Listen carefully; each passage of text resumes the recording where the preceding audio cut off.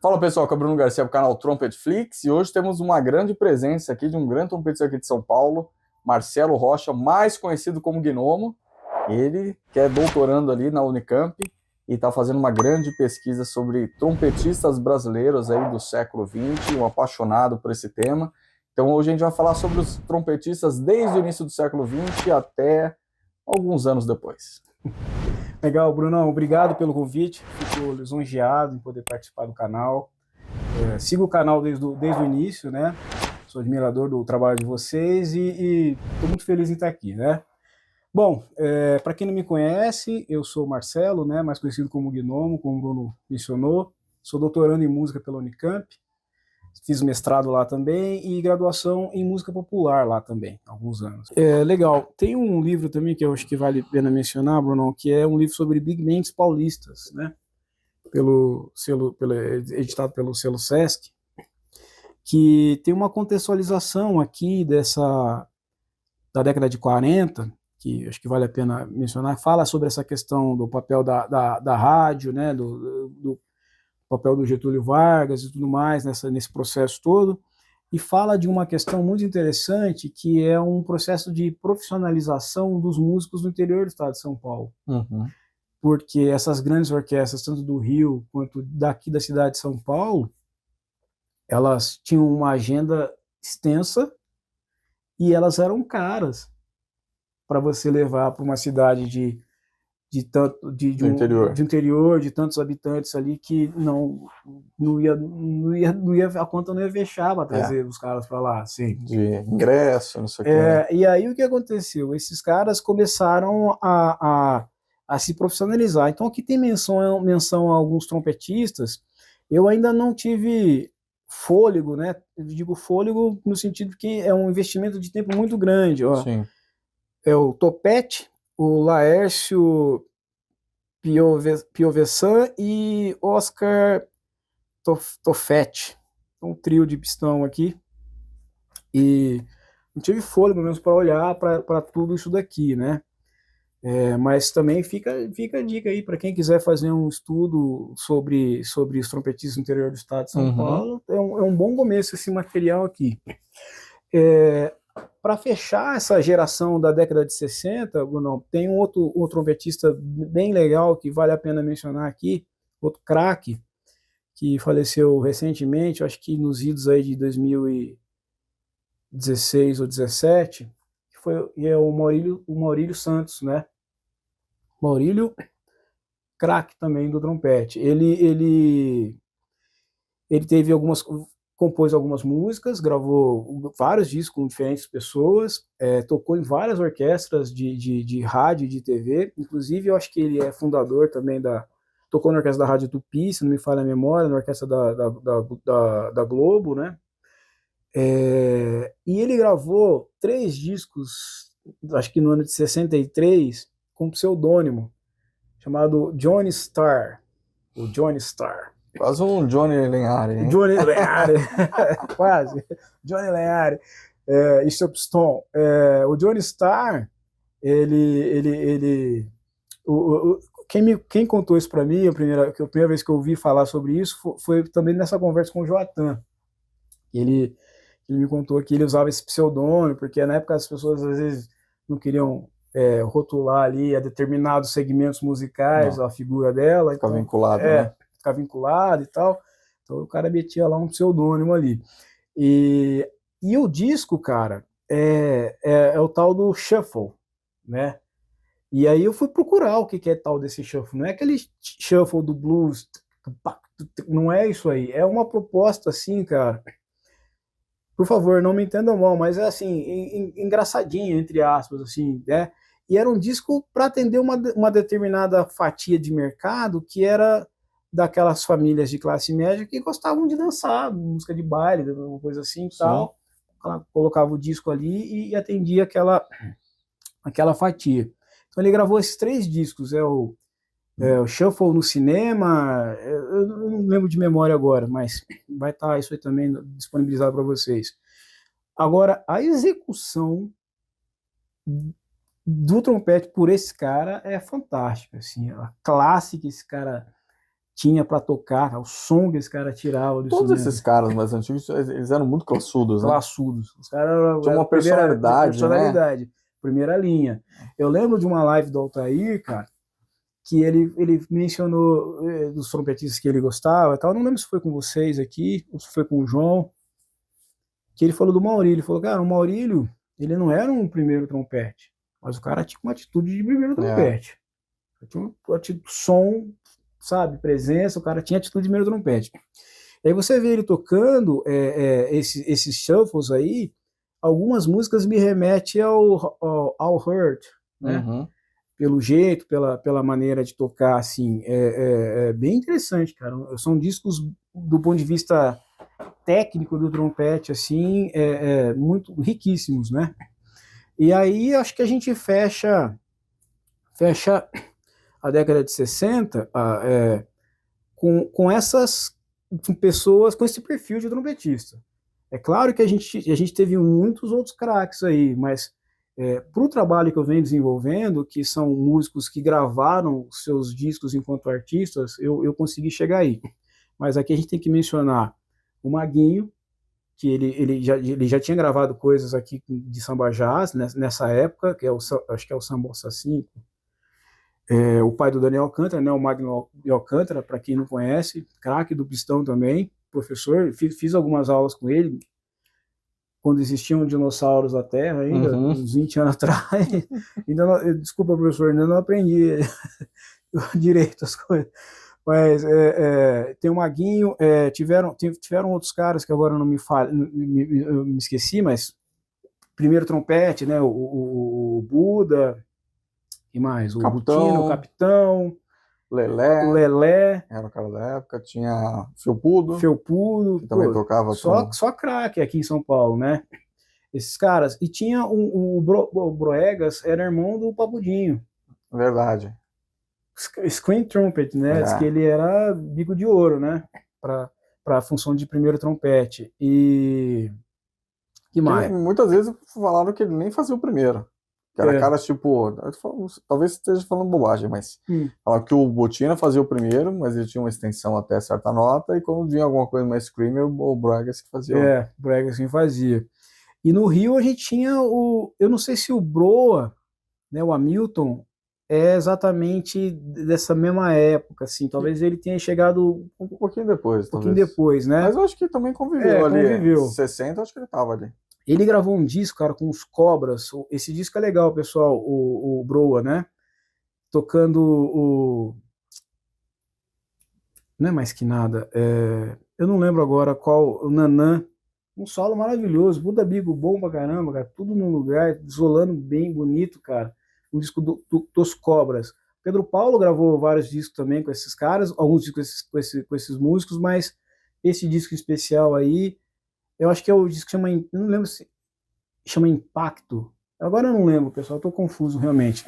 Mas vale a pena conferir. Tem o Darcy da Cruz também, né, que tocou com o Paulo Moura, também pertenceu a essa geração também, né? Que mais? Eu acho que dessa leva, assim, atuante nos anos 60, a gente pode falar desses caras. Não que esses caras não tenham atuado depois e coisa e tal.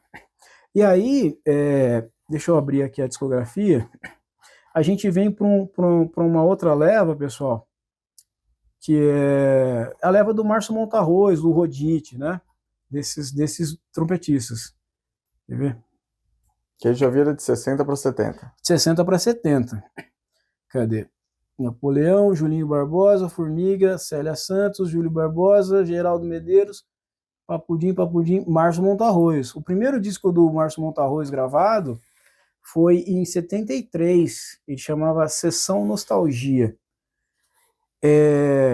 Eu li uma matéria num acervo do jornal o Globo que ele tinha gravado uns outros 2 discos, se não me falha a memória, que ele não curtia os discos. Antes desse. Eu era muito novo e tal, eu queria gravar, queria tocar, e fui na onda de produtor e coisa e tal, e são discos que eu nem ponho na vitrola para ouvir. Então, mas é importante mencionar esses discos. E um desses discos aí tem aquela interpretação dele do Carinhoso. Quem não conhece, eu recomendo que dê uma pesquisada, pessoal. Digita lá Márcio Montarroz Carinhoso, vocês vão encontrar no YouTube facilmente. Cara, é maravilhoso aquilo, cara. É muito, muito foda, assim. E é interessante, olha o universo às vezes conspira, né, de alguma forma, que ele tocava, ele passou um tempo na Berkeley, né, estudando. Uhum. Agora de memória eu não lembro se o Carinhoso foi antes ou foi depois da Berkeley, agora eu tô confuso, mas eu creio que tenha sido antes. Ele era de família com grana ou não? Cara, o pai dele foi general do exército Então e já faleceu em 75. deve estar com uma grana. Possivelmente. A mãe dele era professora de piano, dava aula, eu acho que, eu não sei qual universidade Porque é hoje. eu pergunto porque o Rodízio também foi para Berkeley, acho que talvez na mesma época, O Rodi foi parecido, um em 69. pouquinho antes. O Márcio foi em 71 ou 72 agora. Mas ali na mesma época. E a família do Rodízio acho que já tinha também uma. Tinha um Porque respaldo, viajar né? para fora para estudar Ainda era mais na década de 60, caríssimo, década de né? Na 70. época, né? Passagem de avião, cara, É, é caríssimo. caríssimo, não ia rolar. Mas, sim, ele devia ter uma certa estrutura, né?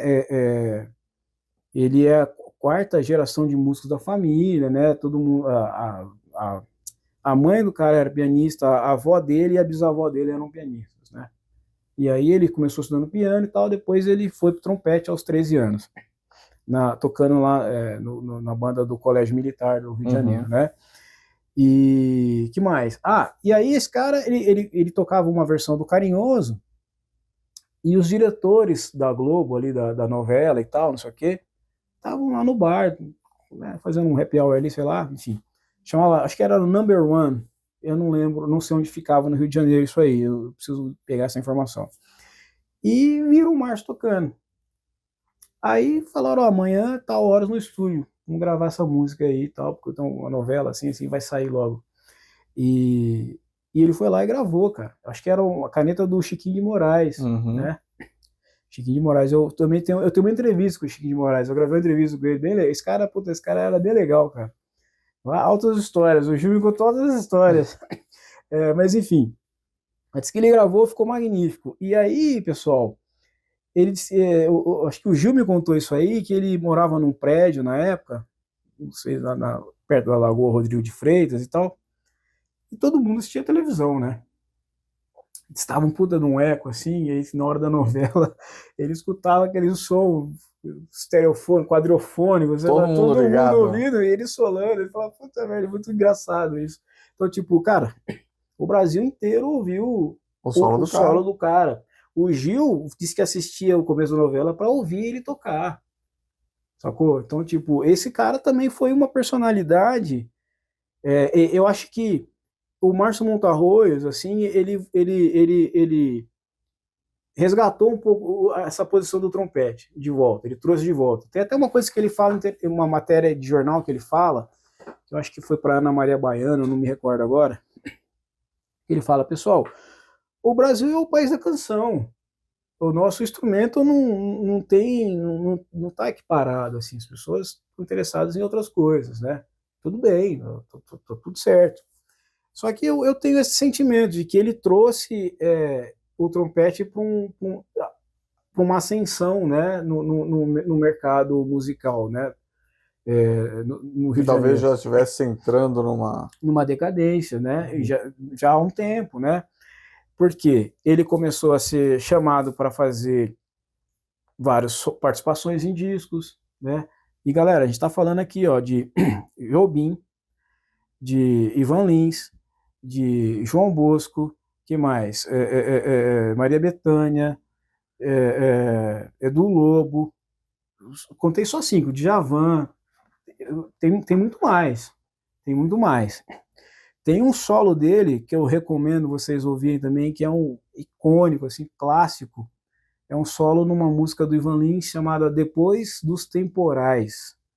Esse disco é da década, não sei se é de 83, 84.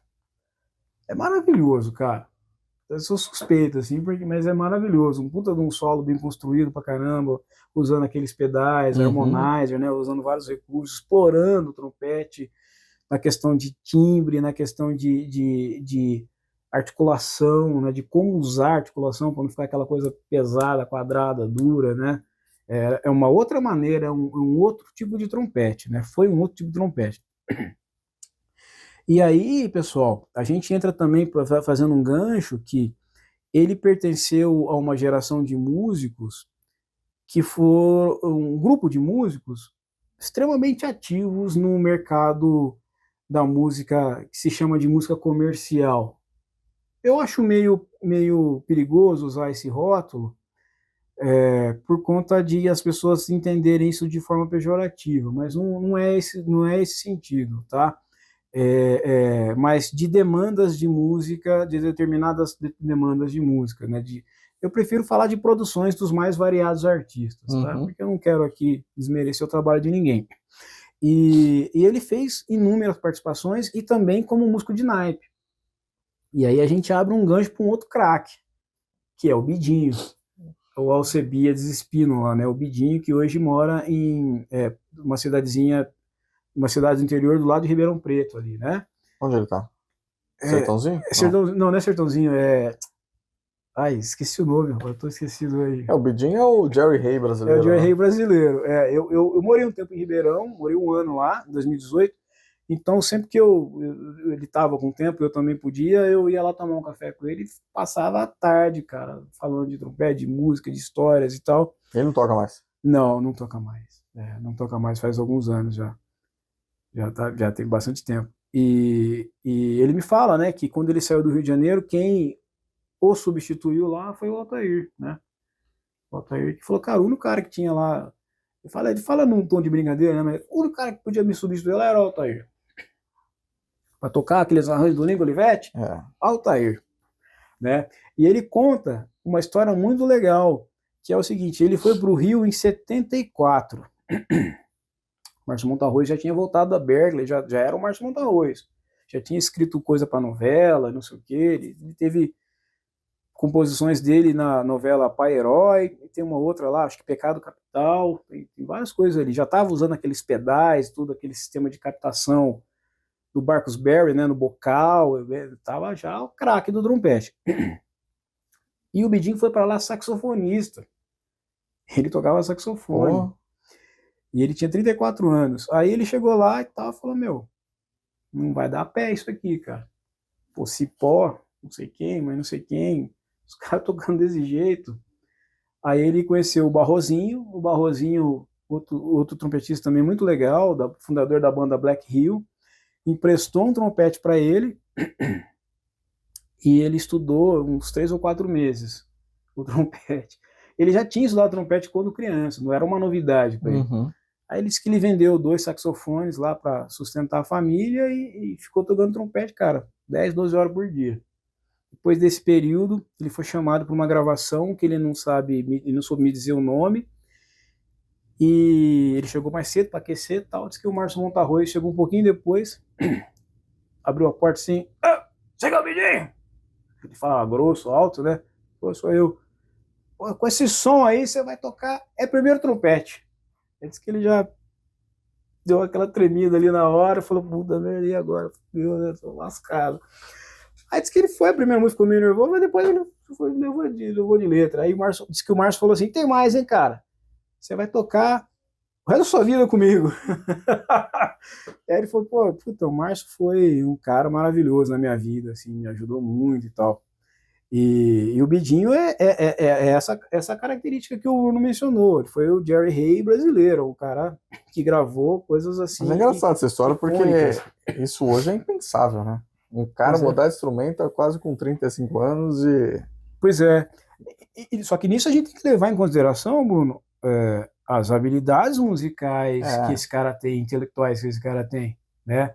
Porque a depender das nossas, eu vou chamar aqui de limitações, idiosincrasias, enfim, das nossas dificuldades, às vezes tem pessoas que vêm com o chip do Diego Garbim, por exemplo. Uma predisposição.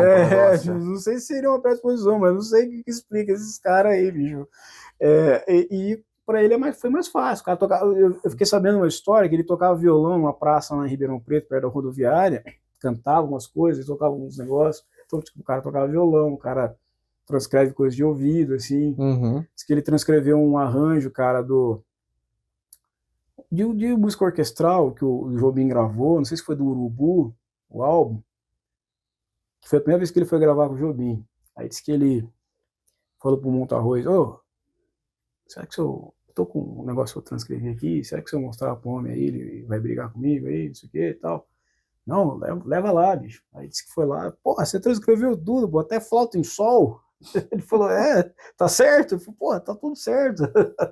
Então você vê o nível de conhecimento, musicalidade do cara, né? Então talvez essa troca, esse ajuste, foi só um pequeno ajuste para ele, o que para mim, talvez não, o que para mim é um Grand Canyon aí, pro cara é só pular um brejo.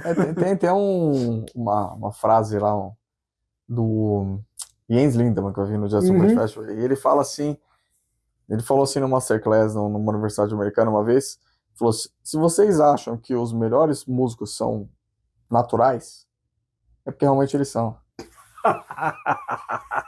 Porque você vê, sei lá, o Sergei Nakarakov com 12 anos, que explica o cara tocando daquele jeito com 10 anos. Não dá tempo dele, não teve tempo de vida para estudar e chegar naquele tempo. Não deu tempo para tomar água, né? De tomar água. Desenvolver aquela habilidade tão rápida, né? Pois é. E nesse segmento, digamos assim, do que se costuma dizer como música comercial, eu comecei também um levantamento aí, tá, galera? Eu até montei uma playlist aí e tal, para levantar coisas sobre pessoas que se destacaram como primeiros trompetes, né? Aí já entra gerações depois, né? Entra o Naoro, o Júnior Galante, tem um pessoal também do Recife, tem coisa do Moisés, tem com trio de metais, coisas assim, né? De música comercial. Enfim, tem algumas pessoas assim que eu tô levantando também. Para quê? Cara, com esse negócio de tecnologia artificial, não sei o quê, que você consegue botar no programa lá, tira instrumento, bota instrumento, não sei o quê, você consegue mexer nas frequências, não sei o quê, e usar aquilo para você estudar. Claro. Entender aquelas... como é que articula isso? O que esse cara tá fazendo?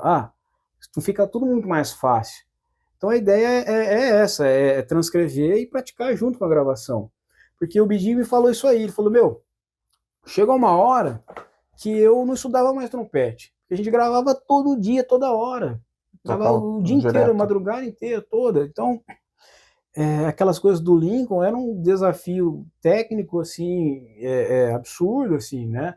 Então ele falou que não estudava mais, só tocava. E quando fosse estudar, ele escrevia alguma coisa. Eu falei, mas você estudava o quê? Arban, método, livro? Que livro você usava? Não, eu escrevia alguma coisa, eu pensava numa ideia e ficava estudando dessa forma. Então, tipo, é uma outra maneira, uma outra relação com a música também, né? Uma outra forma de se relacionar com o estudo do trompete e com o estudo da música, né? Na década de 70 ainda, né? A gente tem que falar também aqui do outro camisa 10, que foi o Cláudio Roditi. Esse eu suspeito, porque esse cara também é meu herói, assim, tipo... Eu sempre espelhei a minha forma de articular da maneira como esse cara tentando, né, humildemente tentando chegar perto desse cara.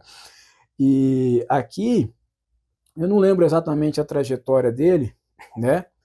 Eu creio que ele não nasceu no Rio de Janeiro, né? Mas ele migrou para lá muito cedo.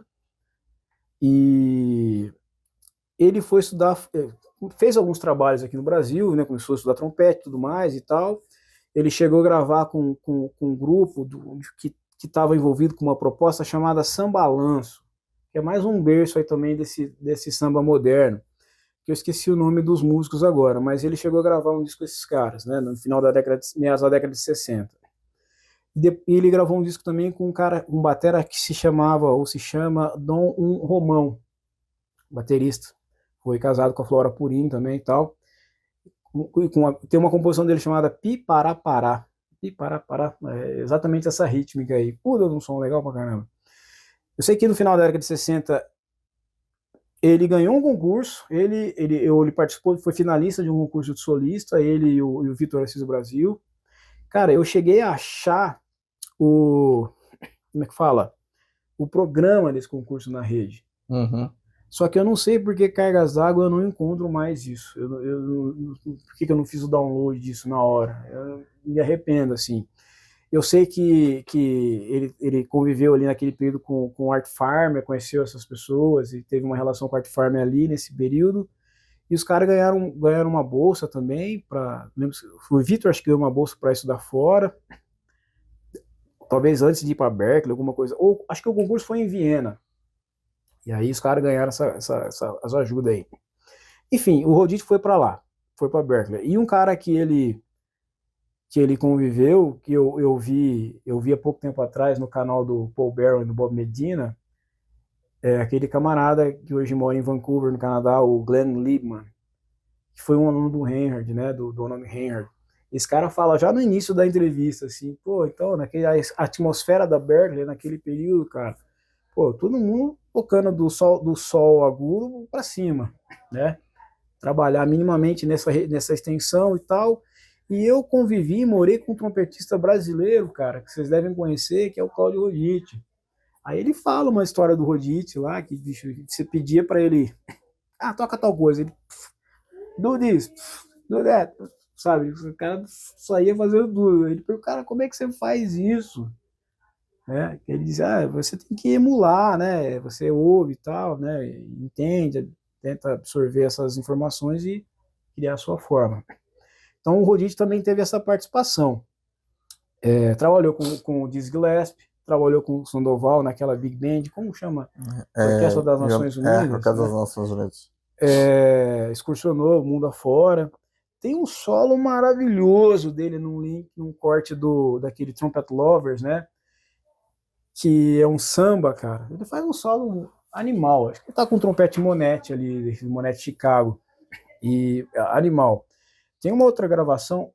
Não. Tem uma outra gravação clássico, assim, que eu encontrei, cara, de 84, de um show que os caras fizeram, ó. Ele, Paquito de Rivera. Eu ia falar disso. Michel Camilo. Aqui no Brasil? Aqui no Maxwell Plaza. Tem um Estamos Aí na velocidade da luz, cara.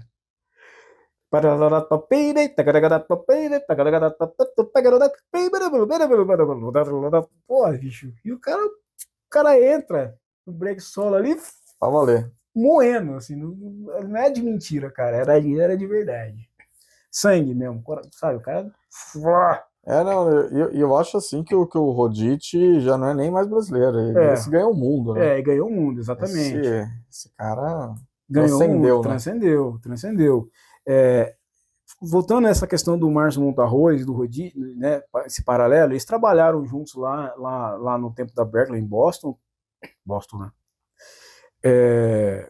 Pintou alguns trabalhos, acho que é aquele Blood, Sweat and Tears, pro Montarroz. Ele fez uma participação também com o Steve Wonder. E ele foi convidado a ficar lá nos Estados Unidos para ficar nessa banda aí. Acho que aí entrou o Lil Soloff lá. Tem uma história assim, precisa olhar isso com mais atenção. Eu lembrei, essa história do disco do Stone Alliance é muito engraçada. O cara, ele era muito sagaz, cara. Eu não conhecia o Márcio Montarroz, eu não convivi com ele, mas eu fiquei sabendo dessa história depois que eu terminei o mestrado.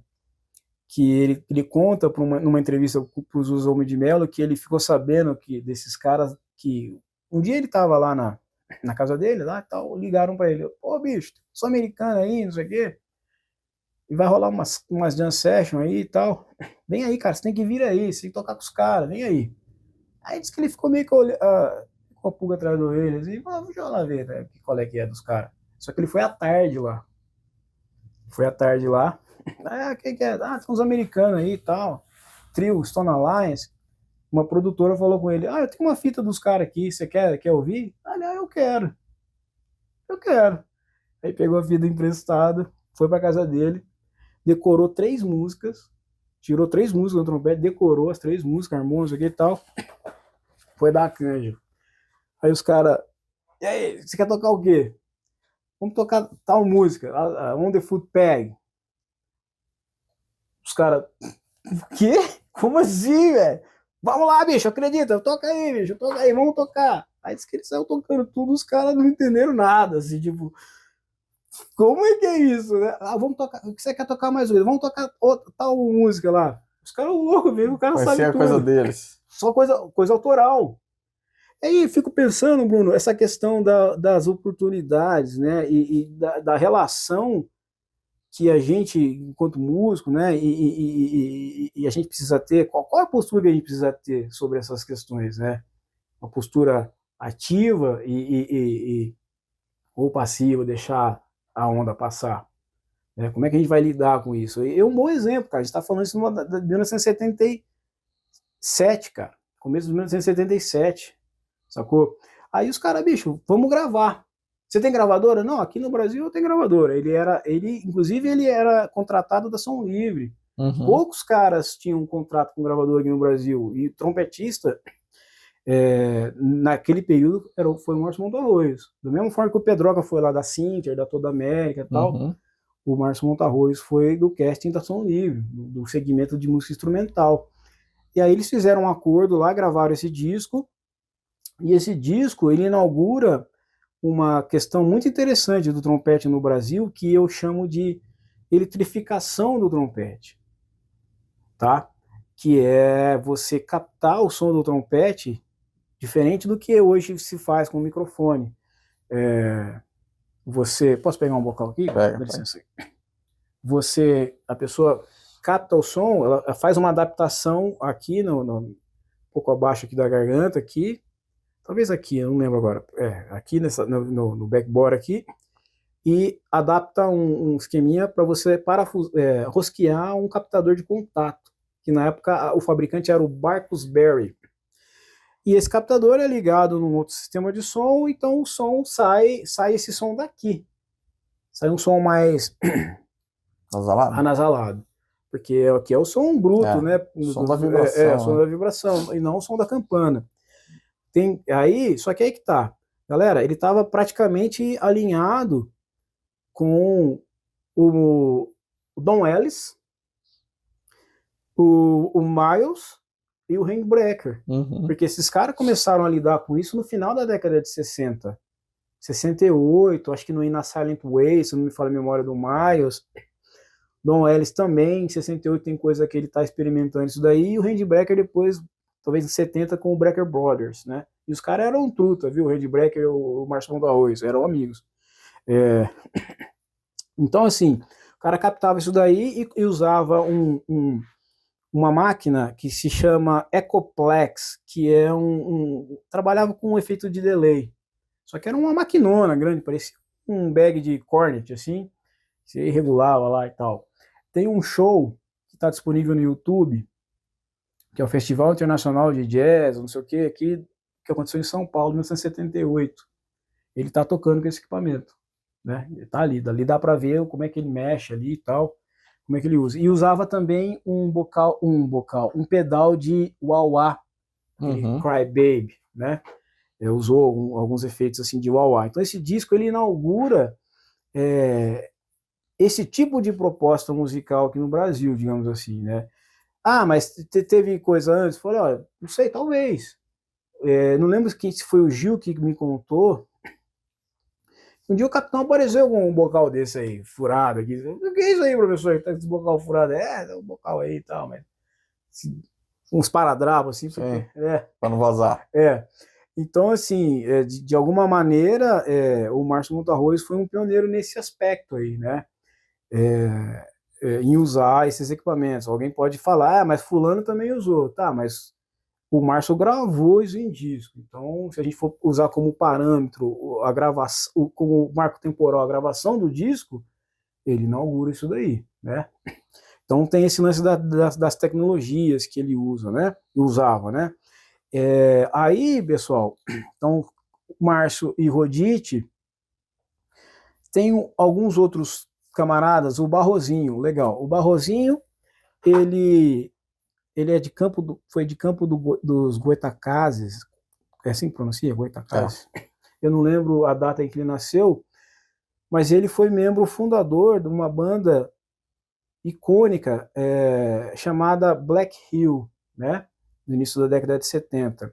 E é muito legal, tem um trabalho que uma amiga pianista fez na Unicamp, no mestrado, que ela trata essa proposta musical que a Black Hill desenvolveu naquele período como uma proposta de hibridismo, que é quando você tem dois segmentos musicais distintos, no caso o samba e ou manifestações da música popular brasileira, e mistura com o jazz, com o funk dos Estados Unidos, e essas propostas elas se unem de forma a gerar uma nova proposta.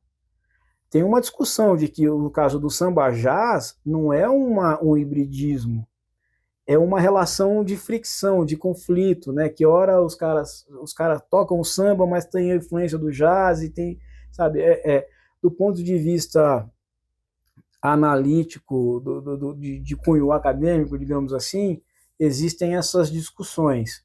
Mas, segundo essa colega, a Eloá Gonçalves, super pianista, compositora maravilhosa, ela toca nessa questão. E o Barrozinho está inserido nesse processo, né, de elaboração desses materiais. Se não me engano, tem no Maria Fumaça uma ou duas composições, eu de cabeça eu também não vou lembrar, e no Gafieiro Universal também tem composição dele ali. Então é um camarada que também foi para um outro segmento musical, tinha uma outra abordagem de tocar, ele gravou outros discos autorais também, né? E faleceu há algum tempo, né? Algum tempo. Nesse meio também, contemporâneo a esses caras, tinha um cara que faleceu recentemente também, acho que em 19, que é o Paulinho Trompete, né? Paulinho Trompete tocou com a Leni Andrade, gravou com todo mundo também, e segundo o Bidinho, ele tinha uma coisa interessante, parece que ele foi um puta músico, ouvido sensacional, só que ele tinha uma certa dificuldade de leitura. O Walter já me contou sobre isso. Aí disse que cara, eu pegar pra passar, o Lincoln chegava pra gravar e tal, vamos passar aí, galera. Aí ele não tocava, ele fingia que o piso estava enroscando e passava, olha, vai, passa aí, meu irmão, passa aí, não sei o quê. E os caras passando lá e ele só ouvindo tudo. Aí, beleza. Não, vamos mais uma. Aí ele ia pra tocar, ele acertava tudo, que ele já tinha decorado. Às vezes os caras erravam, ele metia uma, porra, vamos ler, meu irmão. Vamos ler. Porra, vamos ler. Mas, o cara era figura também. E ele tem disco solo gravado, são muito legais, cara. São solos bem, bem maravilhosos, assim. Tem programa dele tem um programa de televisão com o Zimbo Trio, que tá ele e o Valmir Gil. Novinho, os caras novinhos, assim, os caras tocando pra caramba, de fluido e tal. Tem o Paulinho Trompete, quem mais? Isso aí já a década de... Olha, isso aí 70 para 80, né? Esses caras viveram essa golden age aí das gravações, né? Beleza. Final de 70 e 80. Vamos pontuar até final de 70 agora? Vamos, beleza. Aí a gente fecha aí. Beleza, não fica muita informação de graça, né? Bom, eu acho que, então, que eu me lembre agora, foram esses os nossos craques do trompete aqui. Nossos heróis. Nossos heróis do passado. E é importante a gente, para fechar aqui, né, é importante a gente fazer esse movimento de olhar também para o que passou, para poder se situar, né? Para poder entender, por exemplo, por que determinado colega ou determinado herói do trompete toca de tal forma, né? O que influenciou esses caras, né? Por exemplo, acho que em 2019 eu escrevi um artigo sobre a questão de tirar solo e transcrever, né? Pontuando possíveis definições, particularidades em cada uma dessas funções, se essas funções são divergentes ou não, a partir das entrevistas que eu fiz com o Jericó, com o Gil, com o Daniel, com o Rubinho, com o Sidmar, com o Diego Garbim e com o Rafael Sampaio. Então peguei caras de gerações diferentes e tal, com influências distintas, para entender, entrevistei essas pessoas, né, gentilmente toparam participar desse trabalho, né, e para colher essas informações, como que foi o processo de formação desses músicos, quais os elementos influenciaram, como que eles lidavam ou lidam com essa questão do desenvolvimento da musicalidade através da improvisação, né, e olhar para isso aí. Então, assim, fora ouvir a produção musical desses caras, né, porque o Diego tem disco, o Rafael Sampaio tem disco, o Rubinho tem disco, o Valmir Gil tem disco, o Jericó deixou um disco, o Daniel tem disco, né? Então, olhar e começar a reconhecer determinados elementos, falar, olha, eu sei de onde esse camarada bebeu, que fonte esse cara bebeu. Você começa a entender esses elementos. E assim, um outro ponto, Bruno, também para fechar, prometo, é que nesse trabalho de doutorado que eu venho desenvolvendo, ou melhor, desde o início, né, que eu comecei a direcionar parte do meu tempo de vida, de estudo do trompete, que eu comecei a direcionar também para pesquisar assuntos relacionados ao trompete, eu venho tentando encontrar uma forma de como trazer, como tornar esse conteúdo musical, essa produção discográfica, um conteúdo musical a ser aplicado numa instituição de ensino superior, de nível superior, né? Porque a gente tem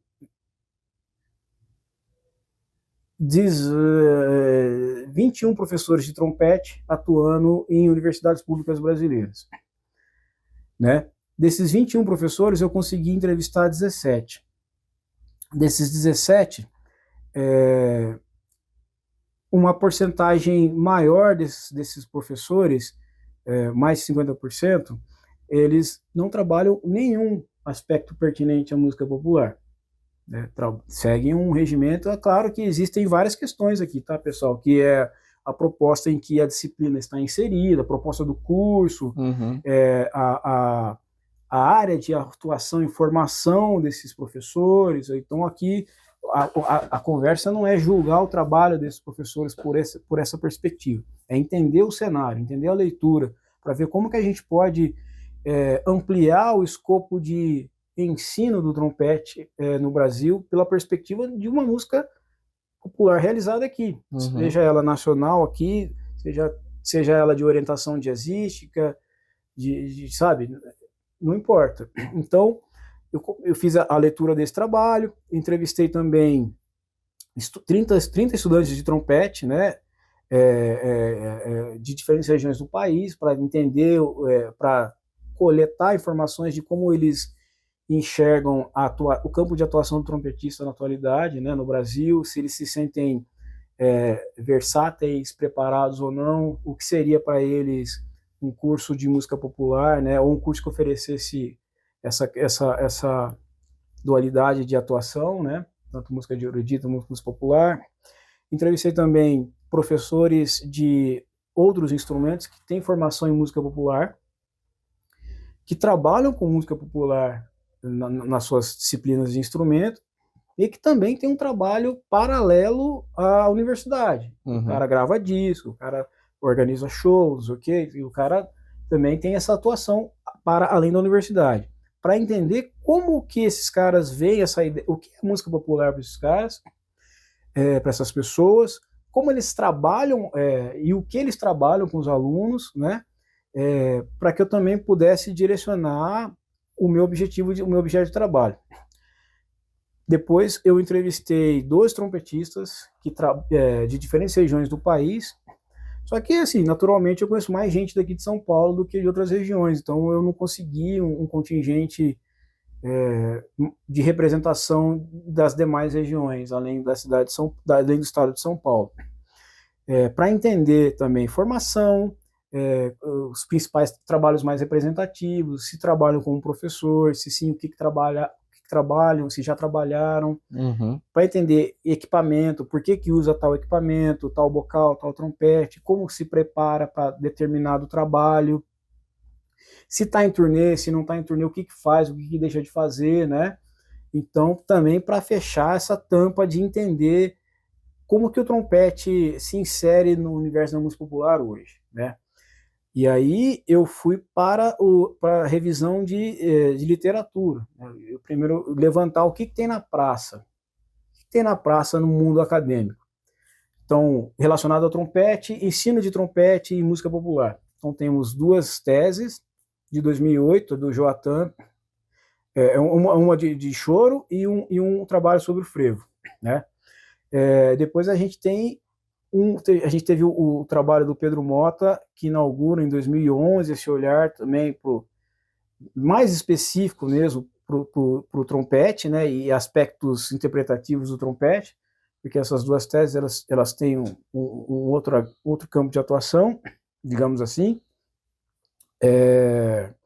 E aí, em 2016, começa o boom de pesquisas na academia, que é o ano que eu entrei, defendi o meu mestrado, o Gil, acho que não lembro se tem um trabalho do Niraldo, lá do Recife, o Ronaldo não é do Recife, acho que ele é da Paraíba, né? Não sei, desculpa, Niraldo. A gente se fala às vezes. Tem o trabalho do Niraldo, tem do Érico Veríssimo sobre frevo, o Niraldo fez um trabalho sobre frevo também. Então a gente teve um boom de pesquisas sobre a questão do ensino trompete. Depois tem o trabalho do Pé de Pano, do Gil, o do João, né? Que mais? Agora eu não vou lembrar todos, mas teve esse boom de dissertações e também um boom aí, digamos assim, um start em 2018 de materiais pedagógicos, né? Tem um livro do André Marques muito legal que eu esqueci de trazer, em que o Diego Garbim escreve propõe a partir dos gêneros musicais que o André Marques trabalha, com o sexteto dele, o Diego escreveu algumas coisas ali interessantes. Tem um livro do Marco Lopes, né, que é mais para iniciante, digamos assim. Tem um livro de frevo fabuloso do Rock Neto, muito legal, de gente boníssima, assim, um cara super atencioso. Eu entrevistei o Rock Neto em um outro momento, né, um cara super atencioso. Ele lançou também um songbook das composições dele. Que mais que tem? Ai, tô esquecendo agora. Do Gastaldi, tem a dissertação do Gastaldi, o livro do Gastaldi, eu tenho os dois trabalhos dele. Pessoa bacana também, eu falei com ele rapidamente, né, por mensagem, todo dia aí. E aí eu fiz um levantamento também de materiais que podem ser utilizados por trompetistas, né? Pode ser utilizado como material de apoio no ensino do trompete, né? Então a gente tem aquele livro de escalas do Luciano Alves para improvisação, temos o livro do Mário Sevi, né, sobre choro, tem várias coisas que dá para a gente adotar ali. Tem um livro da Débora Gurgel de ritmos brasileiros legal pra caramba também, tem um playback, não sei o que, dá para usar dessa forma. Tem do Turi Colura, dois volumes de um livro muito legal dele também sobre improvisação, do Ademir Júnior também. Enfim, temos materiais. Paralelo a isso, o levantamento discográfico, né, que é o meu objeto de pesquisa, que eu selecionei uma composição do Pedroca, uma do Jorge Gonçalves, contemplando a década de 50, uma do Julinho Barbosa e outra do Papudinho, contemplando a década de 60. Então, essas composições, as da década de 50, elas orbitam ali, digamos assim, que é o que vem a ser a estética do choro. Por que eu estou chamando dessa forma? Porque se a gente for entender o que vem a ser o choro, como que se dá, a gente vai se deparar com a questão das rodas, né? A questão da coletividade, do revezamento, das melodias, da participação, né? Da troca entre pessoas. E essa produção do Pedroca e do Jorge Gonçalves, ela foi feita para atender uma necessidade mercadológica, convenhamos, né? Tá lá os caras tocando, o Pedroca em especial, tocando a melodia extensa de cabo a rabo, cara. A, B, B, não sei o que, A, C, volta pra lá, volta pra cá, não sei o que, o cara toca, né? O choro tem 3 partes, né? E tem essas suas repetições, né? E o Jorge Gonçalves ele faz isso, mas com o revezamento das melodias, mas também. Já o Julinho Barbosa e o Papudinho, eu estou considerando que esses caras eles estão inseridos nesse guarda-chuva do que vem a ser o tal do samba moderno, nessas propostas que orbitam entre a estética do samba jazz e da bossa nova, né? Pelas características da composição, de timbre e tudo mais, e do material harmônico e melódico que tem ali. E aí, a partir desse material, que vem as minhas sugestões ou proposições, né? De como que a gente, a partir dessa descrição analítica desses conteúdos, como que esse material pode ser utilizado em sala de aula no ensino superior. E aqui eu quero reforçar que é o seguinte, a minha proposta ela não é uma proposta excludente. Eu não estou aqui falando, chega de música erudita, larga a mão de Arban. Muito pelo contrário, isso aí, a literatura do trompete é essencial, é consagrada e a gente tem que usar. Só que o meu entendimento é que a gente precisa ter uma proposta plural. A gente tem uma produção, cara, de 111 discos. 111 discos, pessoal. Eu fui até 250, tem muito mais, né? Por que a gente não explora isso aí? Por que não usar isso aí? Porque só o Kind of Blue é um puta disco maravilhoso. Mas a gente pode olhar coisas aqui também, né? Então, esse é o raciocínio assim que eu venho desenvolvendo na minha pesquisa de doutorado, né? Tipo, trazer, propor para os estudantes de trompete que não têm essa vivência, esse tipo de trabalho a partir desses materiais, tanto de cunho pedagógico, de pesquisa, quanto material fonográfico, né? E a partir disso propor caminhos para que essas pessoas consigam aprender a lidar com esse tipo de material. Como a gente falou agora há pouco, algumas pessoas, como o Diego, né, ou o Altair, no caso, né, o Altair tinha um ouvido muito bom, o Diego tem um ouvido maravilhoso. Eu sei das histórias, os caras saem escrevendo as coisas aí sem pôr amor em nada. Tudo bem, beleza, mas tá tudo bem, legal pra caramba, gostaria de ter esse chip aí, mas aí e quem não tem? Então, a pergunta é, quem não tem? Como é que você vai incentivar essa pessoa que ela vai se sentir menor frente a ícones assim do trompete? Puta, eu não escuto direito, tal. Como é que eu vou desenvolver isso, né? Então, eu não estou inventando nada, não estou criando nada, eu estou lançando luz para essas coisas, assim, tipo, trazendo para a claridade o que pode ser feito, de caminhos que já é falado a longa data nas universidades americanas, até aqui no Brasil, mas no curso de saxofone, curso de piano popular, curso de guitarra, não é nada novo, é coisa que já está aí a longa data. E então o trabalho é esse. Eu acho que todo esse esforço, todo esse empenho de leituras, né, de aquisição de materiais de pesquisa e de levantamento de discografia é para tentar, assim como vocês desempenham esse papel de divulgar informação de qualidade para os trompetistas, né, para quem gosta do trompete aqui no Brasil, eu entendo que esse trabalho ele é o começo também para quem futuramente venha querer se empenhar também. Não, pera lá, vou pegar esse gancho e vou fazer a minha trajetória a partir dessas ideias. Né? Então, eu acho que não deixa de ser também um trabalho tal como o que vocês desenvolvem aqui. É claro que existem outros rigores, né? A academia implica um outro tipo de tratamento, de texto e tudo mais, e a questão aqui não é discutir o que é bom, o que não é ruim, muito pelo contrário. Apenas pontuar que eu enxergo dessa forma a importância desse trabalho, né?